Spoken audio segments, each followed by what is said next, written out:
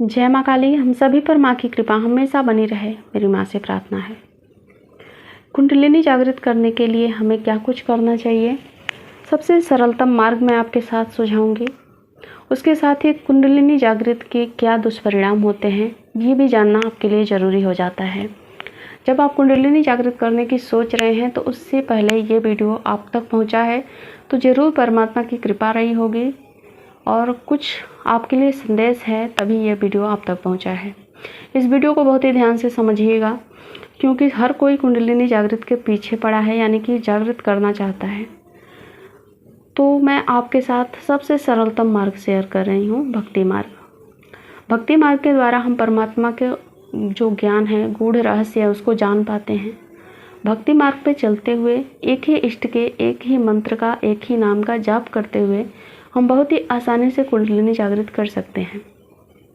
कुंडलिनी जागृत करना कोई आश्चर्य की बात नहीं है, ये हरदम से जागृत ही रहती है। हमारे शरीर के अंदर जो ऊर्जा है, जो कार्य करने की क्षमता है, वो सब कुछ कुंडलिनी के शक्ति के द्वारा ही मिलती है।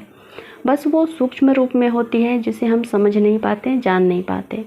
तो हम योग शक्ति के द्वारा उस ऊर्जा का सही उपयोग करते हैं और उस प्रचंड शक्ति को जागृत करते हैं, जिसे चमत्कार कहा जाता है, और चमत्कार जैसी चीज़ें भी कर पाते हैं। इसमें कोई संशय नहीं है कि चमत्कार आप नहीं कर पाएंगे। कुंडलिनी शक्ति के द्वारा आप चमत्कार भी कर पाएंगे, पर उसको समझने के लिए हमें कुछ मार्ग सुझाए जाते हैं, जैसे कि योग मार्ग, भक्ति मार्ग, साधना मार्ग, तंत्र मार्ग। आप इसमें से कोई भी मार्ग चुन सकते हैं, पर उसको बहुत ही सावधानी से करना होता है, गुरु के शरण में रह के करना होता है। गुरु की उपयोगिता क्यों बार बार कही जाती है, चलिए मैं आपके साथ थोड़ा सा शेयर कर देती हूँ जो बातें हैं, जिससे कि आपको समझ में आएगा। क्योंकि गुरु का नाम सुनकर बहुत सारे लोग भड़क जाते हैं कि गुरु तो सिर्फ पैसे लूटते हैं, ये सब करते हैं। पर गुरु जरूरी क्यों होता है कुंडलिनी जागृत करते समय? तो जब हम कुंडलिनी जागृत के प्रक्रिया में होते हैं, चाहे वो मंत्र जाप कर रहे हो या फिर जो कुछ भी मैंने बताया, उसमें से कोई भी एक रास्ता अपनाकर आप कुंडलिनी जागृत की तरफ बढ़ रहे हैं, उस शक्ति को पाने के लिए लगातार प्रयास कर रहे हैं, तो उस समय गुरु आपको जो मंत्र दिए हैं उसके साथ साथ वो सूक्ष्म रूप से कुछ दूत जो हैं वो आपके आसपास खड़े रहते हैं, जो पॉजिटिव दूत होते हैं, जिसे हम एंजल कह सकते हैं। जो अच्छे गुरु होते हैं, यानी कि जो दिव्य होते हैं, उनको जिनके पास सारी शक्तियां हैं, जो सूक्ष्म तरीके से सब कुछ कर सकते हैं, वही ये कर सकते हैं। नॉर्मल गुरु के लिए ये संभव नहीं है। तो जो सूक्ष्म रूप में दूत आपके आसपास खड़े रहेंगे, तो जब आप कुंडलिनी शक्ति के जागृत की जो रास्ते में हैं, उसमें आपको बाधाएं नहीं आएंगी। आपके ऊपर नेगेटिविटी का जो प्रभाव है वो नहीं आएगा, नकारात्मक शक्तियाँ आपके ऊपर हावी नहीं होंगी। ठीक है, तो इसीलिए बार बार गुरु का नाम लिया जाता है कि आप गुरु धारण करें, उसके बाद कुंडलिनी जागृत वगैरह करें। लेकिन आप अपने आप से करना चाहते हैं तो आपको भक्ति मार्ग में जाना चाहिए। ये मेरा सजेशन है, मेरा सुझाव है। भक्ति मार्ग के जरिए आप एक ही मंत्र का जाप करिए, एक ही ईश्वर का नाम जप करिए, उससे बहुत ही आसानी से कुंडलिनी जागृत हो जाएगी, आपको कोई कठिनाई नहीं आएगी और जो चमत्कार जैसी चीज़ें हैं वो भी कर पाएंगे। लेकिन उसको करने के बाद आपको क्या मिलेगा, ये मैं आपको एक छोटी सी कहानी के जरिए समझाने की कोशिश करती हूँ। कहानी को बहुत ही ध्यान से समझिएगा, इसमें एक बहुत ही बड़ा रहस्य छुपा है। एक बार श्री राम कृष्ण परमहंस जी से एक योगी मिलने आता है। योगी ने 21 साल की तपस्याएं कर रखी थी और उससे पानी पर चलने की सिद्धि प्राप्त थी। रामकृष्ण जी के पास आता है और पूछता है कि आपने उपासना करी है तो आपको क्या क्या क्या चीज़ें मिली हैं और आपको पानी पर चलने की सिद्धि मिली है क्या? तो रामकृष्ण जी ने ना में सर हिला दिया कि नहीं, मुझे तो नहीं मिली है।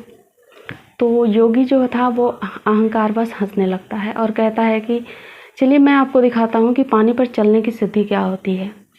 आपका पूरा जो जीवन है वो व्यर्थ चला गया, आपने तो कोई सिद्धि ही हासिल नहीं करी। और उसने बताया कि जो नदी है उसको पार करके मैं आया हूँ और बिना नाव के पार किया हूँ, पैदल चल के आया हूँ, मतलब पानी पर चल के आया हूँ। तब रामकृष्ण जी ने कहा, तब तो आपकी 21 साल की पूरी तपस्या बर्बाद हो गई और वो सिर्फ 2 पैसे के लिए आपने पूरी तपस्या को बर्बाद कर दिया। इस काम को तो नाव वाला भी कर सकता था, यानी कि 2 पैसे में वो नदी पार करा सकता था, उसमें अपनी तपस्या को क्यों बर्बाद किया। इस कहानी का तात्पर्य यही है कि ये जो सिद्धि प्राप्ति में हम अपनी शक्ति उपासना जो है वो सब कुछ सिर्फ दिखाने के लिए व्यर्थ कर देते हैं, चमत्कार दिखाने के लिए व्यर्थ कर देते हैं, जो कि बहुत सारे लोग कर भी रहे हैं और आगे भी करते रहेंगे। जो कुंडलिनी शक्ति होती है उसको सिद्ध करने के बाद, उस शक्ति को जागृत करने के बाद हम चमत्कार जैसी चीज़ें कर पाते हैं, पर अगर उसको संभाल नहीं पाते हैं तो उसका दुष्परिणाम भी देखने को मिलता है। वैसे तो इस शक्ति को हमें बचा कर रखना चाहिए, या फिर कोई भी उपासना हो, साधना हो, मोक्ष के लिए बचा कर रखना चाहिए, दिखावे में बर्बाद नहीं करना चाहिए। इसी जीवन की जो सिद्धियां हैं, इस जीवन की जो शक्तियां हैं, भक्तियां हैं, वो सब कुछ हम दिखाकर बर्बाद कर देंगे तो हमारे पास बचेगा क्या। तो यही इस कहानी का मेन मकसद है सुनाने का, कि आप जो कुछ भी सिद्धियां वगैरह कर रहे हैं वो सब कुछ बचा कर रखें।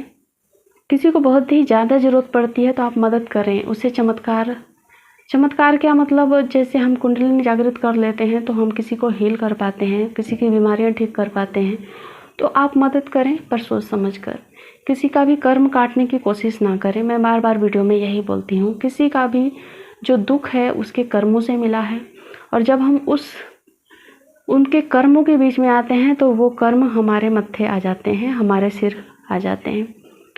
तो इस तरह से सिद्धियों का गलत प्रयोग करके हम अपनी सिद्धियों को बर्बाद कर देते हैं। तो यही इसका दुष्परिणाम भी होता है। और शक्तियाँ हमें नष्ट कब करती हैं, जब हम उससे अनैतिक काम में लेते हैं, गलत कार्य करते हैं, किसी को मारने काटने वगैरह के लिए करते हैं, यानी कि मारण क्रिया के लिए करते हैं, या फिर जेलसी के लिए किसी को बर्बाद करने के लिए करती हैं। तो शक्तियों में देखिए माफ़ी नाम की कोई चीज़ नहीं होती है। एक बार आपने गलत कर दिया तो उसकी कोई माफ़ी नहीं होती है। शक्तियाँ जिस वेग से आती हैं और जिस वेग से काम करती हैं, शुभ अशुभ दोनों परिणाम भी उसी वेग से मिलते हैं।